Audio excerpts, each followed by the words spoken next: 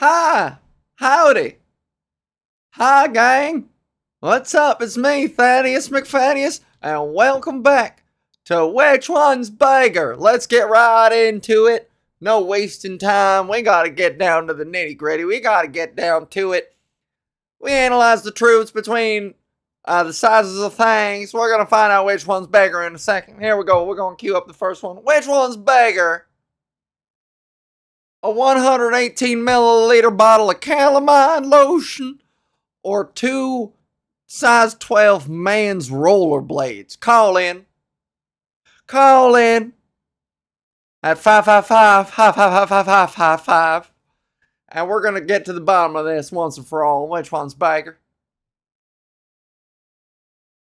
Alright, I'm gonna give you a second. That's number one. Make sure you, our lines are on fire. Our lines are on fire. That's a lot of calls. We're finally gonna find out which one's bigger.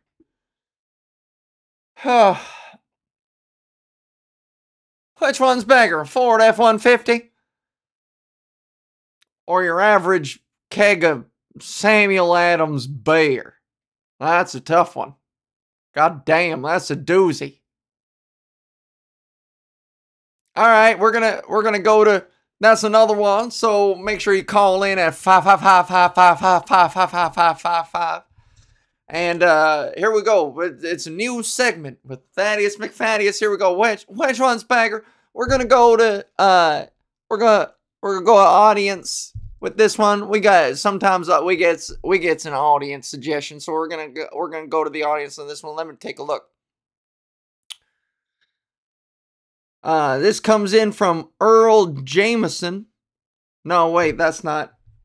That's not. This one comes in from a Hugh Jass.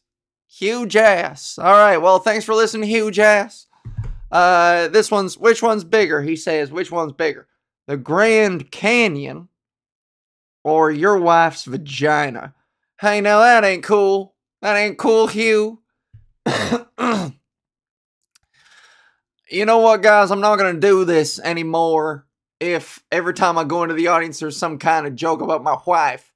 Alright? You leave Deborah out of this. I've had enough of it. The insults and the implications on the size of my wife's vagina. They've got to stop. Alright? And you know what? Maybe it might help if I get some kind of a filter or some kind of staff.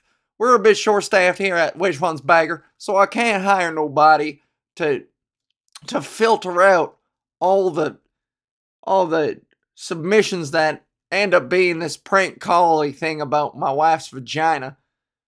Now, I'll admit, I get duped a lot more than the average person. It seems like every other one these days has been about my wife's vagina.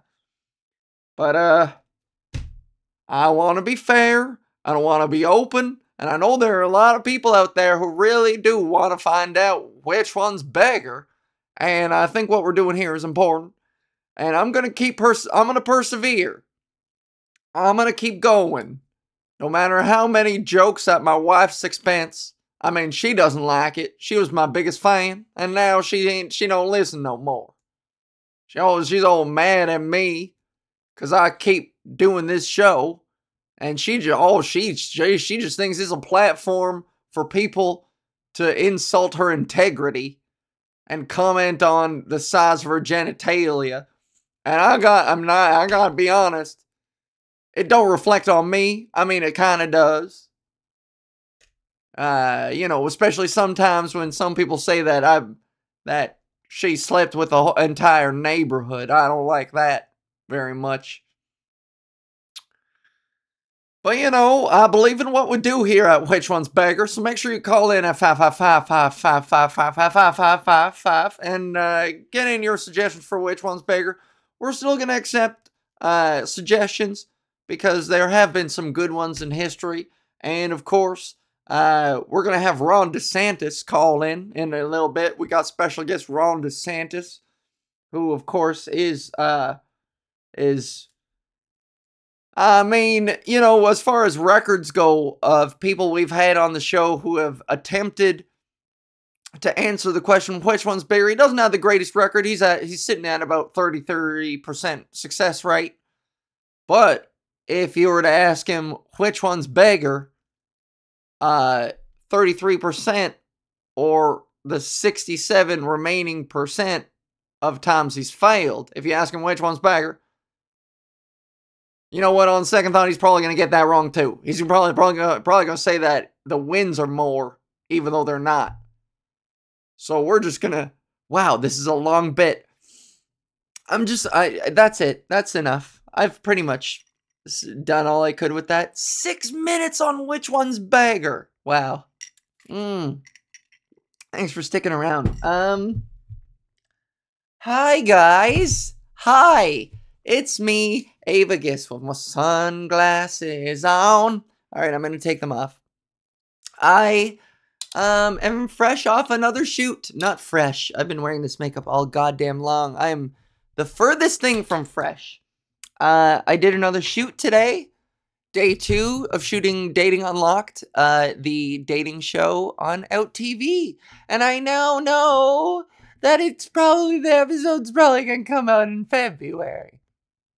So there we go. Episode comes out in February, likely. And you'll be able to see, and then by then, I'll have an update on, I'm not going to spoil anything, but I'll have updates. And I will discuss it with you guys when that episode comes out. I will talk about, I'll do like a director's cut. So make sure you check it out when it comes out. Of course, I'm going to promote it. Which one's bigger? My excitement for Dating Unlocked or my excitement for Roast Battle Canada? Which one's bigger? You're never going to know. That was kind of Australian. I said, you're never going to know. So I'm wearing makeup professionally, and then, but that was in the morning, and now I've been walking around in the sweltering heat.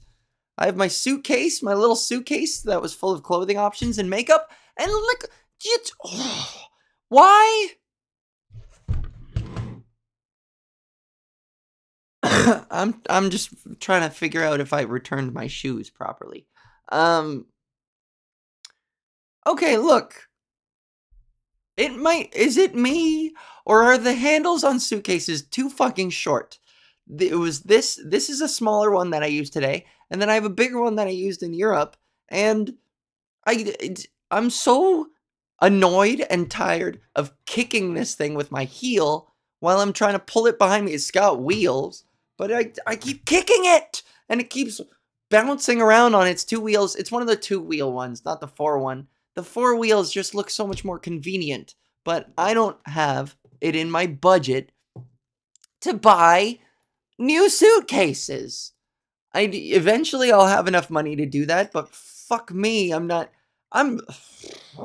all the money that I was supposed to make on Roast Battle Canada, I don't even give a fuck about talking about this stuff if I'm not allowed to, or if it doesn't look good on me. I don't care. I'm too pissed. ACTRA, the Actors Union in Canada, they're taking, like, I'm going to just straight up say, I don't give a fuck. I was going to get paid $2,000 for doing Roast Battle Canada. ACTRA is taking $1,700 of that. They are taking so fucking much money from me. And not only that, but they're forcing me to be in this union. I'm being forced to be in the union. And listen, I'm all about unions. I would have happily joined them.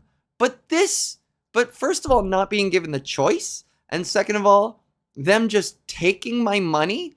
None of this feels right. None of this feels at all consensual. Of course not. Fuck them. I'm so angry at them. I wouldn't be if I felt like I had a choice, A, and B, I just spent $2,000, $2,000 unnecessary dollars. I'll get to it. Fuck it, spoilers. I fucked up on my way back from Europe, and I missed my flight. And it was $2,000 fucking dollars to get home.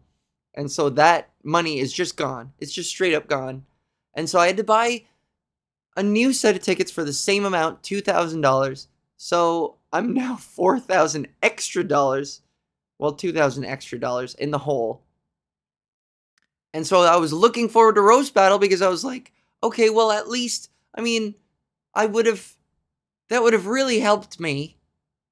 But now, at first it was, oh my God, see, like, I shouldn't talk about money on this thing, but I went from being like, hey, sweet, I'm gonna get $2,000 out of this gig. Thank God. That's rent money right there. I went from that to, well, oh shit, I guess that $2,000 covers my egregious, awful mistake. And now to, wow, I'm making $300 on that gig because the Actors Union is taking $1,700 away from me as an entry fee into a union that they're not giving me any choice about joining or not. So I went from profiting $2,000 to losing $2,000. That is a $4,000 difference. I profited, then I broke even, and now I'm down $2,000 because of it. Okay, anyways, fuck. I hope you share my anger. I only share this because I'm so pissed. Anyways, Europe, part 2. Which one's bagger? Which one's bagger? The $2,000 I was supposed to make at the beginning when I booked this gig and I was real excited for it, or the $300 that I'm left with? Nay, the minus $1,700 after we include that extra flat ticket minus, yeah, you know. I'm putting on these sunglasses. I'm hiding my eyes. I'm hiding the shame in my eyes. Although they did make my eyes look so pretty. Although this sun that's beaming into the room is making my skin look so boiled like a lobster. It looks good, I promise. Ow. It's just the lighting in my room. My windows are west facing and the sun sets in the eve. And it beams into my room. You see these? They're like LED fucking Tesla lights. They're like LED Range Rover lights. The LED lights out there are too bright. I'm gonna say it. I'm gonna say it. I'm hungry. I can't wait to finish this to eat. I'm gonna be honest. This is kind of sad. I bought a 12-pack of hot dogs. When I got back from Europe, I went grocery shopping and I made the mistake once again of shopping on an empty stomach. And I saw a 12-pack of hot dogs and I was like, I could really go for some hot dogs right now. And I really wanted a hot dog. And I've been eating them 3 at a time. Except I used however many chopped up and put them 4, I guess. And put them in my mac and cheese earlier this week, like I was in junior kindergarten. You buy it's 12 hot dogs, and then packages of buns come in 8. Make it make sense. I know in whatever that movie, Father of the Bride, Steve Martin complains about this. He has a full-on mental breakdown. And as a kid, I always thought, oh, that's kind of it. Oh, look at the funny man act all angry in a grocery store. And now, as an adult, I completely understand. That was so upsetting to be like, and none of the packets of buns match the packets of the hot dogs. Get the fuck out of here. Why can't they communicate with each other and figure it out? What is happening there? You know what I mean? What the fuck is happening there? Give me a break. Anyways, I have 2 hot dogs left. And I can't wait to make them and eat them. I coordinated the food so that I would, you know, 8 buns, 12 dogs. So I made 4 of the dogs into a mac and you don't care. This is stupid. But I brought up this point just to say this. I think I realize how pathetic it is to buy a 12-pack of hot dogs for 1 person. I ate that entire thing of hot dogs by myself I'm going to finish that 12-pack of hot dogs tonight. And it's been a week since I bought them. So I'm averaging 2 hot dogs a day. Oh my God.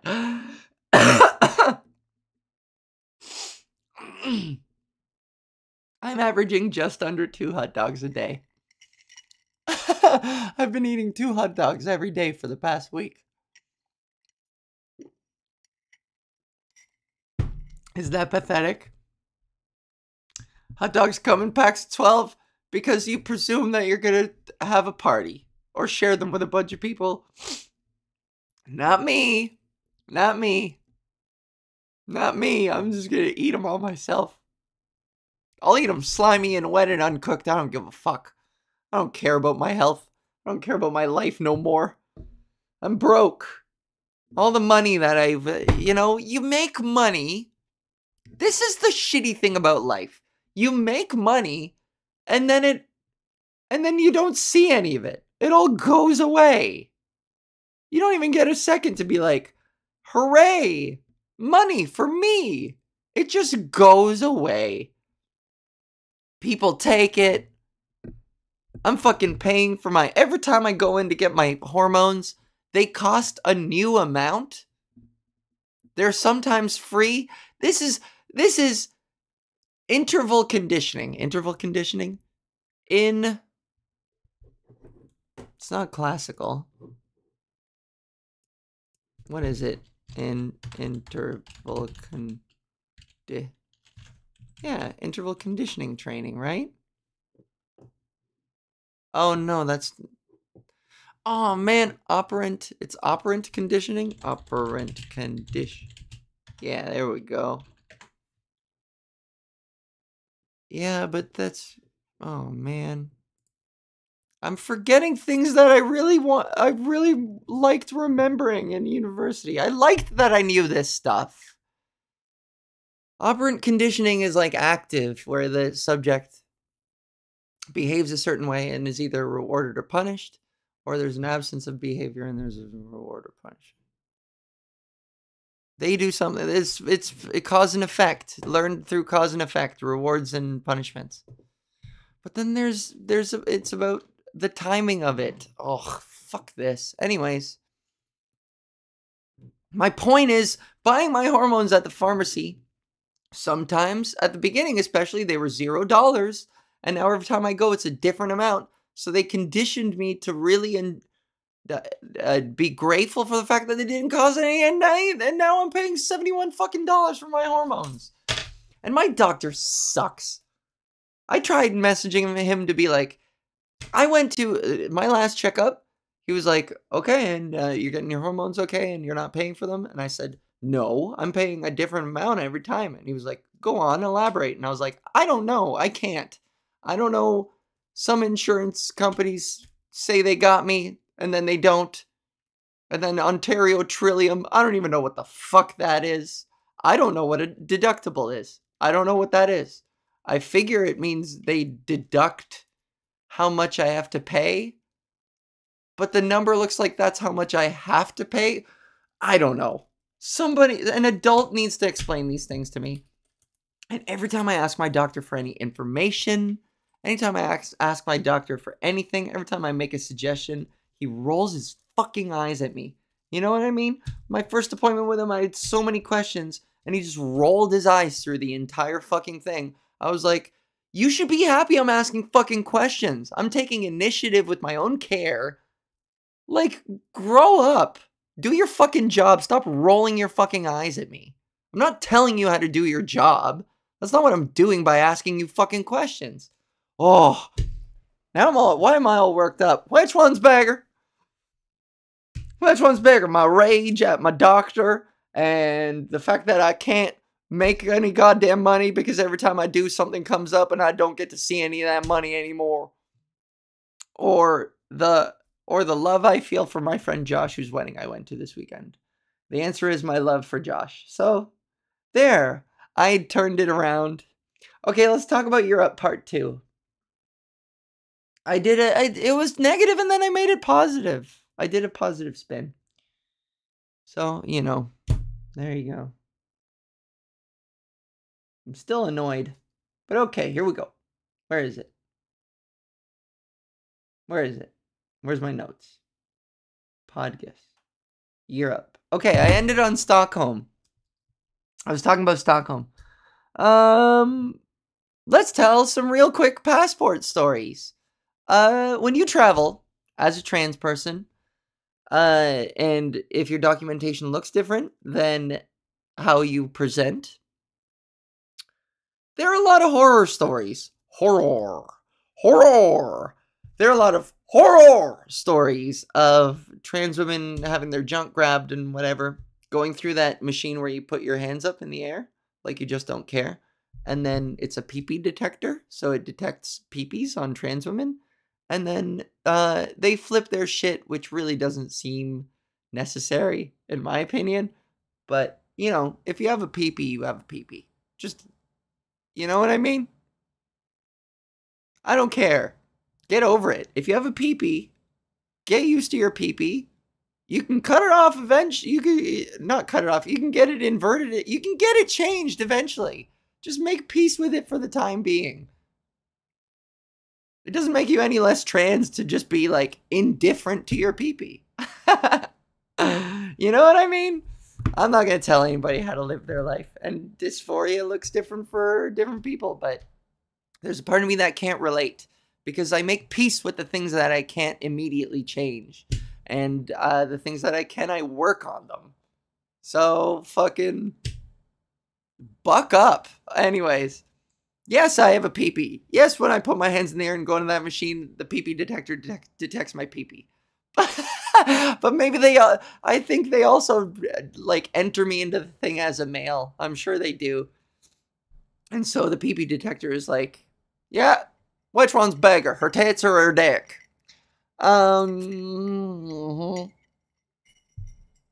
Passport stories. So this was fun. So anyways, I didn't get any grief from anyone. This isn't, sometimes I just can't, I can't relate sometimes. This might be, an admission of privilege. Maybe I walk through life with a certain privilege, and I'm willing to admit, I'm willing to, listen to people when they point that out at me. Yeah, that's what it could be. Sometimes we're just blind to our own privilege, motherfucker.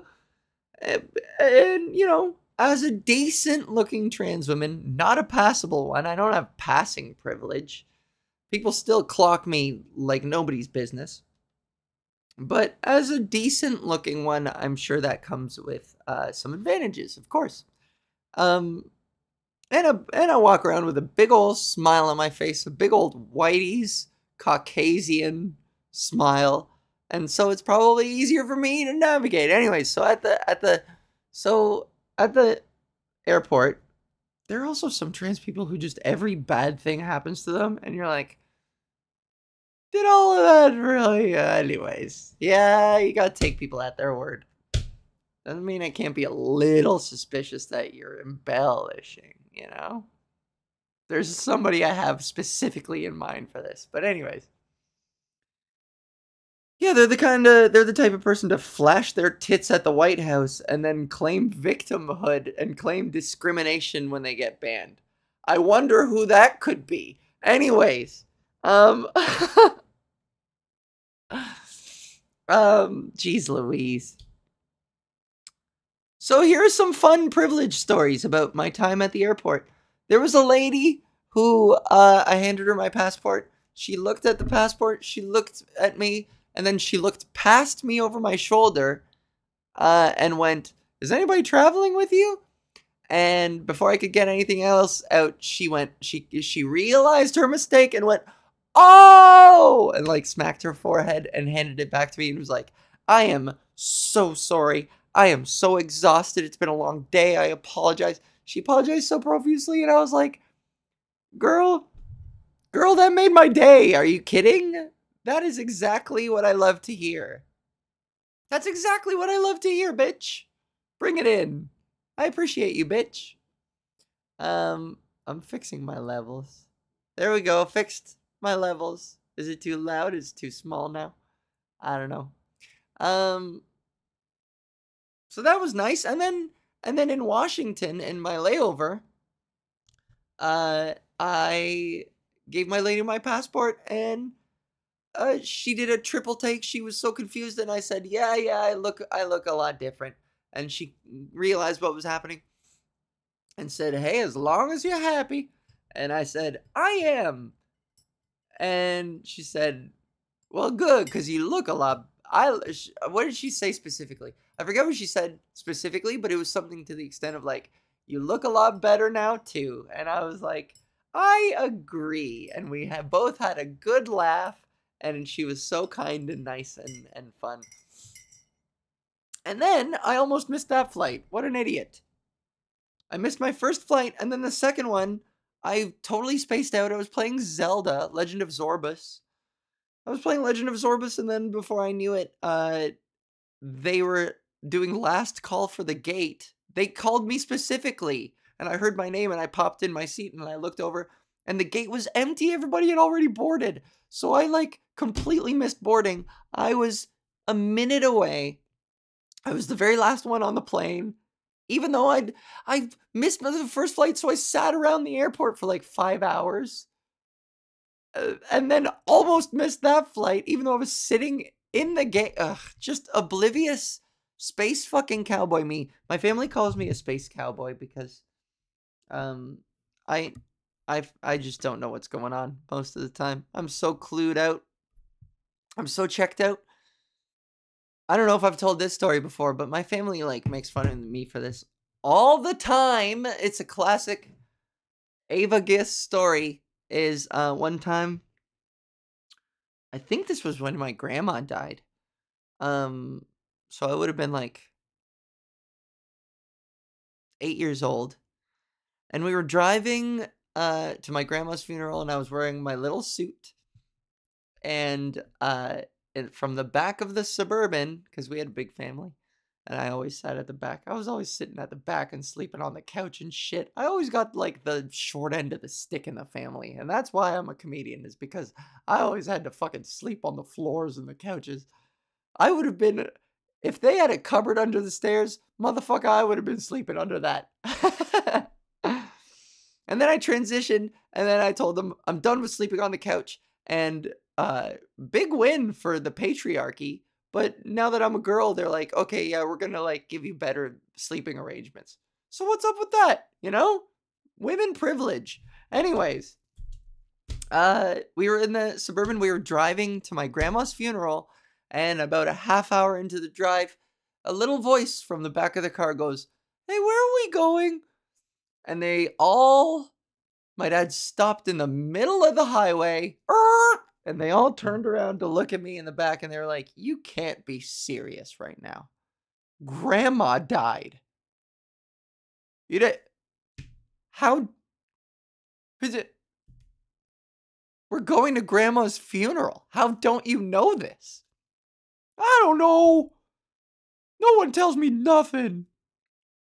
We told you what we were doing when we put on your suit. You're wearing a little suit. No, shucks. Guys, don't make fun of me. Stop. No, you're an idiot for this one. Stop! You know the classic stoppa? Oh, I still need to pay that guy. Well, I don't have any money, so too bad I'm not. Oh, I should pay him. It's a principal thing. When I got to Stockholm, one of the first things I did, I just walked around Old Town, and there were tours happening constantly all over the place. And I walked up to one, and I stood and I listened to this guy, and he was this adorable short bearded guy who delivered his tour with so much chutzpah and charisma. And he did the classic thing where he was simplifying everything, where he would be like, and the king said, "Oh, but I want your land." And then these people said, "No way, dude. We don't want you to give up our land." And the king was like, "Oh yeah, watch me." And he did like, like a funny modern conversational thing of of kings and stuff. And he had little quips and jokes, and he was just an adorable little bearded man with a cap. And he didn't take tap or anything, but he did take PayPal. So I have a picture of his PayPal on my phone. Can somebody pay him for me? I was going to give him 15 Canadian dollars because I found it so interesting. And I forgot all of it, naturally. I forgot all the information they gave me. But I did go to the Vasa. Yeah, the Vasa Museum. The Vasa is a boat. Check this out. The Vasa is a boat. I remember this story. This is pretty unforgettable. But who was... Oh, I'm going to be so mad when I remember. Who was the king's name? King Vasa, Sweden boat. Vasa is the ship. Who was the king? Vasa boat. Who was king? Gustavus Adolphus Rex Svetiae. King Gustav. Gustav Adolf. That's why I remember his name was Adolf. King of Sweden. Gustav Adolf II. So the Vasa is a boat. The Vasa is this massive boat that, look at this story. So, what year though? 16 something? Yeah, I remember that now. 1668? Vasa ship. Did I get that right? 1626! 1628. I knew there was a 20. I screwed that up. Did they paint it there? No. Yeah, see? Oh, that's just like CGI paint. Because it was all brown and old. Okay, so the Vasa is oh, look at that. Cool. It's a cool fucking boat.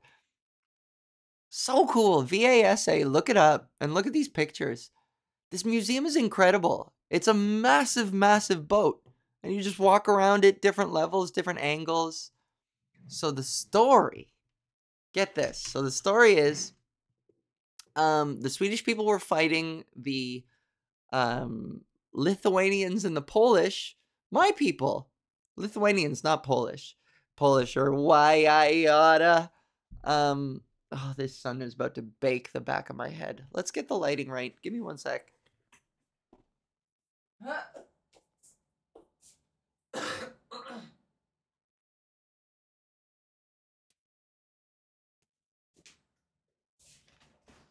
Oh, that works. Oh man, that looks so good. And it sounds better. It sounds even better than it looks. My makeup kind of looks boring now. I looked so good today and now it's all gone. Putting the sunglasses on, I'm all self-conscious. Fucking Hollywood Val here. Alright, so the Swedish were warring with the Polish and the Lithuanians across the Baltic Sea. And the Swedish king, Gustav Adolf II, wanted to build a boat so ornate, but also a warship. So ornate, but also so powerful with so many guns. He just wanted a mega, super awesome, kick-ass mega boat to, like, scare people. And, like, at first I was like, yeah, but why would people, who would be afraid? All boats are the same. What is so intimidating about one boat because they have statues on it? But it does indicate money, and money indicates power, and power and money indicate, like, military strength. Because when you have money, you could jack up your boat with fucking cannons and shit. So a super fancy big boat is probably intimidating because they sunk a lot of money into it, and I'm sure the priority would be to arm it appropriately with, like, sick cannons and guns and shit. So anyways, so yes, this boat was built to be everything, to have so many guns and cannons and It was also built to be so pizzazz and flashy, and there were so many statues all over the place, and so many statues. There was a statue of Hercules on one part, and a lot of religious stuff. So like King David, and all these different Protestant whatever icons, the icons of the Bible, the usual superstars. JC. I didn't see any JC on there, but like Old Testament bullshit of I know I said Hercules.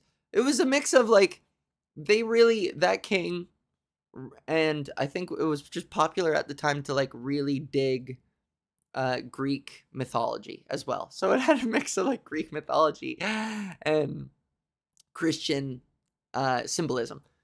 And even at one part, so get this, on one part of the ship, in plain sight of the toilet as well, the disrespect. They had a little statue, a carving into the side of the boat, of a Polish man under a table. He's kind of like looking through the legs like, huh? Because under the table is where dogs belong, and to like feed off scraps. So this was like a huge insult back then. It was a statue of a Polish guy under a table to imply that Polish people are all dogs who eat scraps under the table, and them's fucking fighting words. So this boat was super ornate with all kinds of religious symbolism, but also like taunts of Polish and Lithuanian people. I loved that part. I thought that was really funny, especially because he had this dorky face. He was like, huh?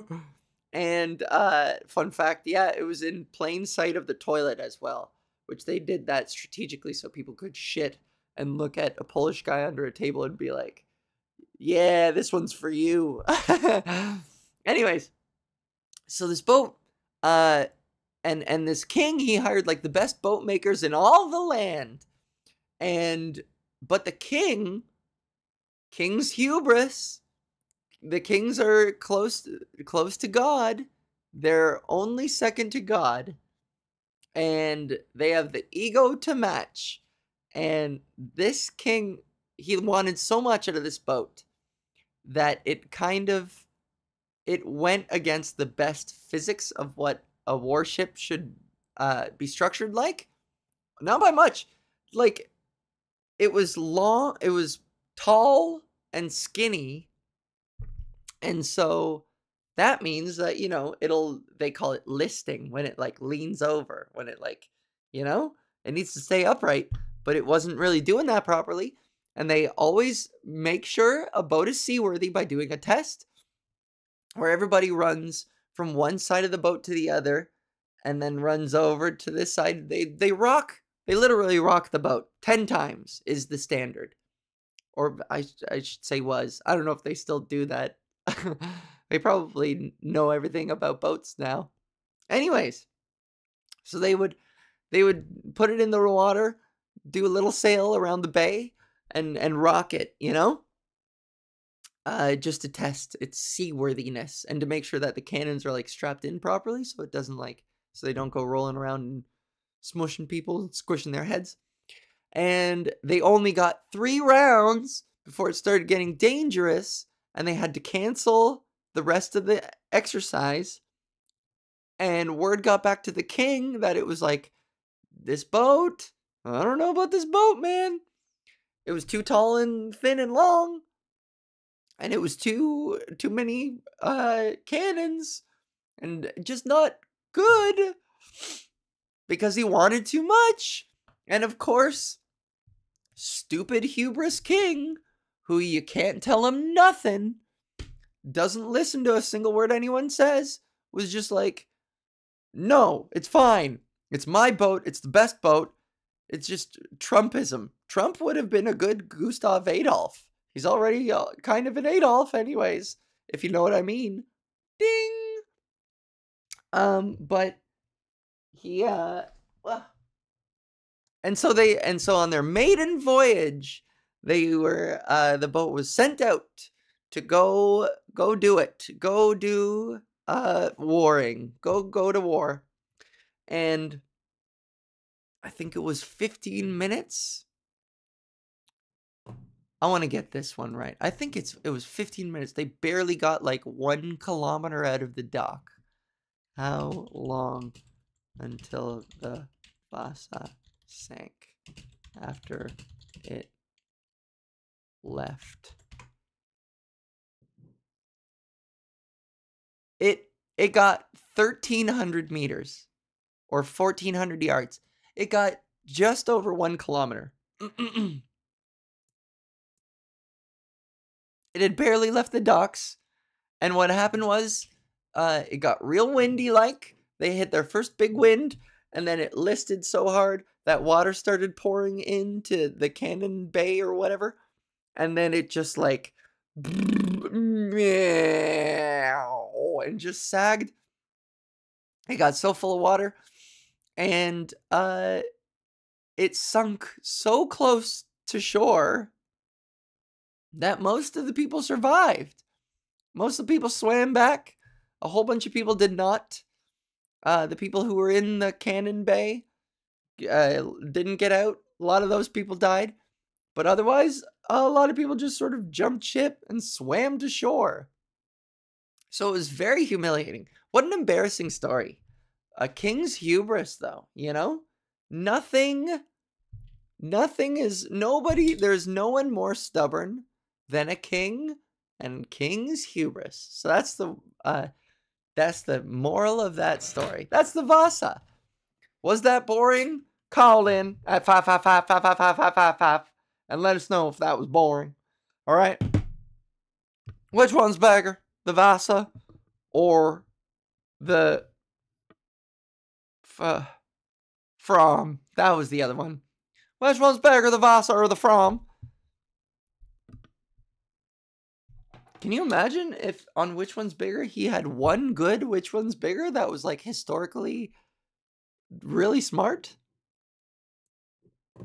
That would be cool. Let's find out which one's bigger, Vasa or From. Which one is bigger?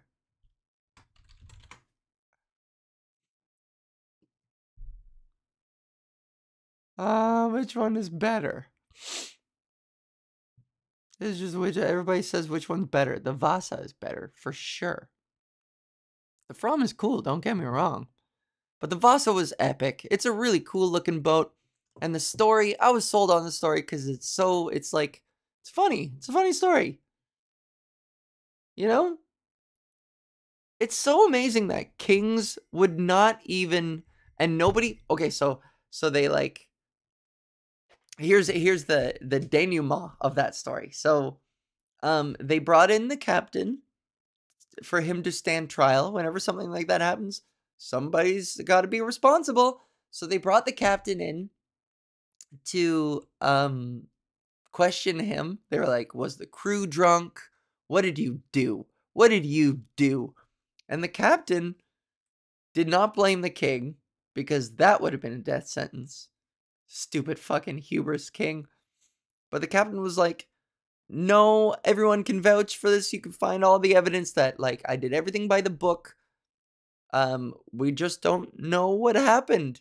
And everybody just kind of knew the answer, but nobody was allowed to say. So everybody just went, oh, well, it happens. And so nobody was punished for it. Everyone just kind of went, I don't know, beats me. I guess we'll need to make another one. So they made, I don't know if they called it the same thing. They made like another one that was a single meter wider at the bottom. Or like they like expanded the I don't know what even parts of boats are. The hub? What's the belly? There's a word for it. Anyways, what is the belly of ballast? Oh, did I get that right? Which part of the boat is the underside? The hull. Yeah, I didn't get that right. The hull. I should have known that. Cool. Boat terms. Aft versus stern. The difference between stern is opposite the bow. The outside offboard of the front of the boat. Aft and stern. Aft is on the inside, on board, rearmost part of the vessel. So aft is after, it's back there. That makes sense. Stern refers to the outside, rearmost part of the vessel. Oh, aft is on the inside of the back, and then stern is on the outside of the back, I guess. And then stern is opposite the bow, so the bow is the front of the boat. Okay. Cool. Is it better to sail aft or forward? What you talking about, Willis? If you're sailing, you're going forward. What are you talking about, Willis? What are you talking about, Willis? Why is aft more expensive? Oh, on cruises. Anyways. Well, there you go. That was the Vasa. I spent a lot of time on the Vasa. I spent a lot of time doing which one's bigger. And now I'm hungry and I want to eat.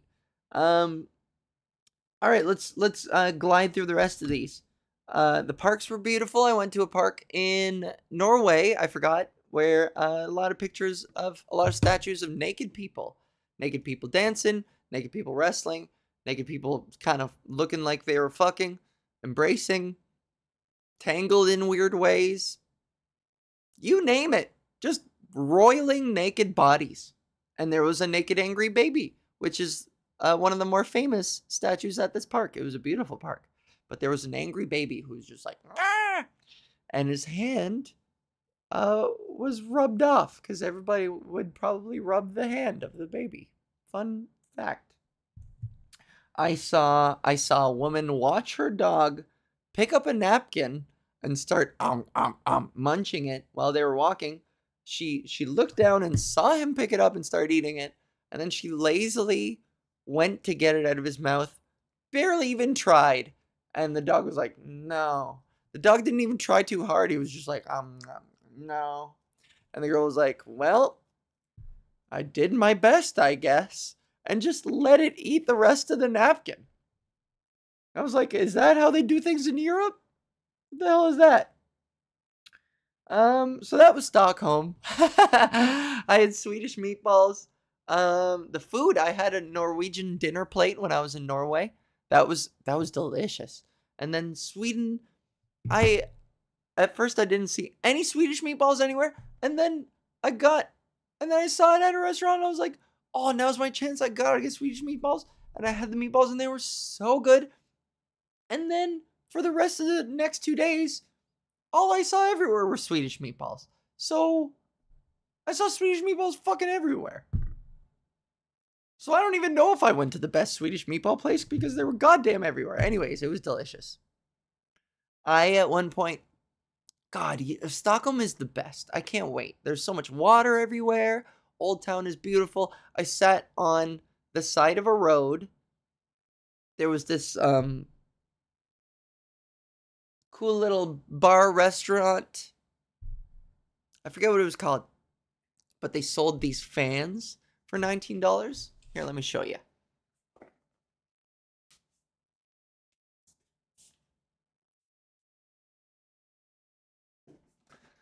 I'm so hot. You guys saw my tummy. I'm so hot, but not. I mean in a temperature way, not in a braggy way. Excuse me. So at the Grand Hotel, that's where this is from. There was like this thing. There was like an area on the front where you could sit down and you could have drinks and stuff on the side of the road. It was beautiful. It was very sunny, and they sold these fans. They really were all about the fans there. So I think it was like famous for the fans. Now I get to find out once and for all. Yes! My suspicions were true. I was right. Okay, so check this out. I bought this fan. It was like 19 American dollars. It was fucking ridiculous for this thing. And it was really hot, and I wanted to like be a classy bitch sitting on the side of the road drinking a cocktail, and fanning myself. Grand Soleil. But like, look at this thing. It's so rigid.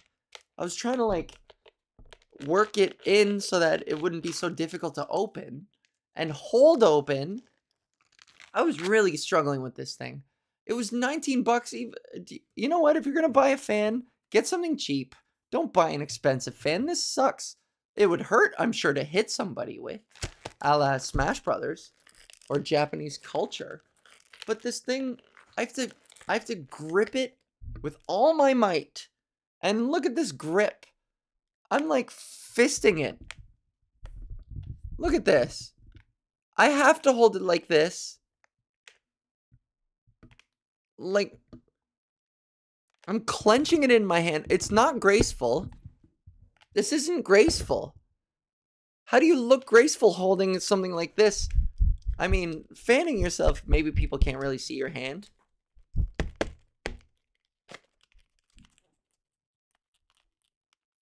Yeah, that looks kind of cool. I mean, it looks cool with my hair looking as good as it does. And you know what? I look way better when I'm backed away like this. My face shouldn't be that close to the camera. I think that was my mistake. But me just sitting on the side of the road like this, gently fanning myself, that was really nice. That was cool, but like my hand would cramp. I'm like gripping this thing so tight because look, if I relax even a little bit, it like closes right up. Fuck this thing. And the whole time I was trying to figure out on my right hand how to, because it closes so easily, I was trying so hard to figure out how properly to open it and hold it with my right hand. And I'm cranking on my wrist and this isn't working. And then finally I realized when I got frustrated and switched hands that I was like, is this a lefty? It's a lefty fan. And then I realized that there are lefty and righty fans. So I'm going lefty here.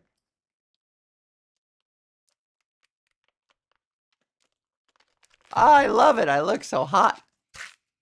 Not temperature-wise. So now that I found, I don't know who gave this to me. When did I get this? Oh, from the wedding.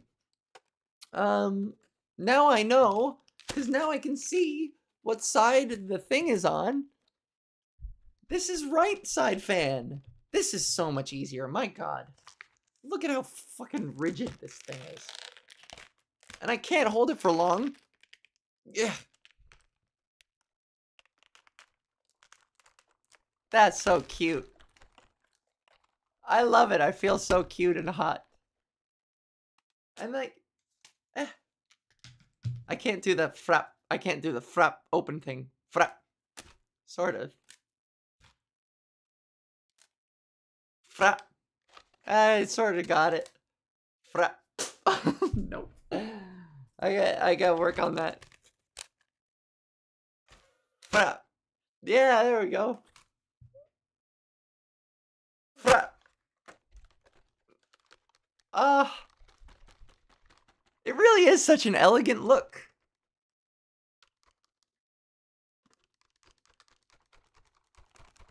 That's my good side. My left side is my good side.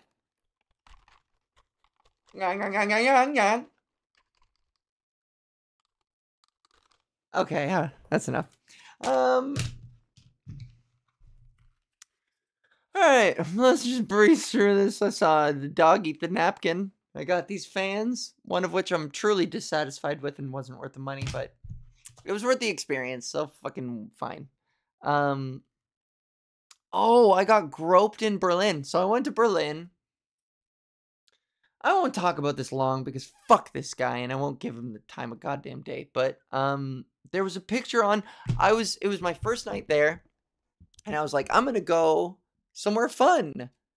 I'm going to go to the gay village. Because why not? And somebody recommended that I go to this one area called Schlugenflug. I don't know. And so I went there.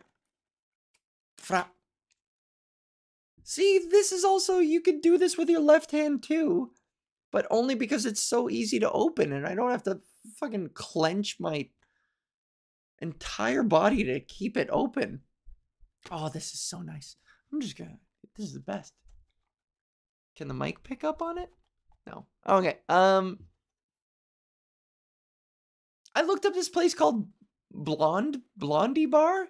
Blonde? And, and the reviews were good, and there was a picture of a whole bunch of hunky sailors in that, like, Halloween costume sailor uniform, the blue and the white, with, like, the weird bib on the back of it, and the little hats, and their white big pants. Anyways, so it looked like a lot of fun, and they were all smiling into the camera like, ha, yay. It looked like such a happy place, and it said the cocktails were good. And I go to the location, and there's scaffolding everywhere, and then there's a little door. There's a guy who smells pretty bad, and he's smoking a cigarette outside. And I walk up, and I look around, and I'm like, oh, is this Blonde? Or Blondie or whatever? And I don't even know if this was the right place, because the guy was like, yeah, come on in, yeah, come on in. And he didn't quite acknowledge what I said. I think he was just like, yeah, get in there. And I went inside, and it was dark, and it was small and cramped, and it stunk. It fucking stunk of cigarettes and just prolapsed anuses. And there were 3 people, 3 men hunkered down into different corners of the place, just like just like a zombie. I walked in, not me zombie. I walked in and I like took a quick look around. I kind of walked to the back to see if there was more bar because it was so small. And I turned around and dude from outside was like right there smoking his right behind me, just like And then I looked at the 2, and then I looked into the corners, and the guys were like slowly lurching up like a bunch of zombies coming my way. And I was like, I think I'm gonna go. And he said, no, stay. And I was like, no, I'm gonna have a look around the neighborhood. And as I turned to leave, this guy like, I froze. He reached out and just pinched my nipple. Just went honk. He fucking honked me. And I wish I had done something. I wish I had slapped him or yelled at him. He was like straight up a whole foot shorter than me, so I could have fucking punched him in his head and did some damage. And I wish to God I would have. But these other guys were starting to like lurch around me. And it was just scary and weird. And I just kind of casually, like, my instinct was to just like very nonchalantly just like gently swat his hand away. It wasn't even a swat. I wish I could have fucking slapped it. But it was just like a push, just a backhanded sort of push. And I walked out of there. And I was so pissed because I was so violated. He fucking grabbed my boob. So I've never had that happen before. And I was really mad at myself for freezing. And it took me a while to calm down. I went and had a drink on a different porch. And I was fuming. I didn't know what to do. I was so mad. And so I felt a lot of things. And I was also like shocked, just frozen in shock. But I got over it. I didn't want it to ruin my vacation, so I got over it. And then later that night on my way back, I got hit on by 3 guys on the train who seemed to really be into me. And then finally one of them was like, "Are you a man?" And I said, and I'm not a man. So I was like, "I'm not a man, I'm trans." And then he was like, "Oh, yeah, I'm good."